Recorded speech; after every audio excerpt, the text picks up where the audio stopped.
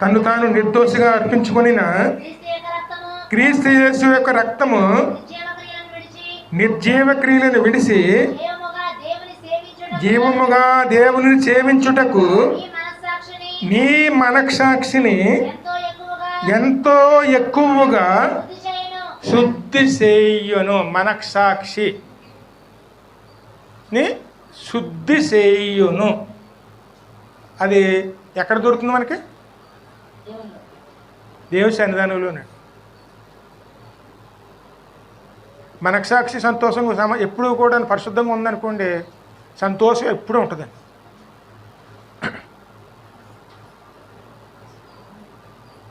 మనసు బాగాలేదు అనుకుంటా చూడండి, ఆరోగ్యం కూడా అప్పుడే. మనోవేదన లేకపోతే ఆరోగ్యం కూడా ఉంటుందండి.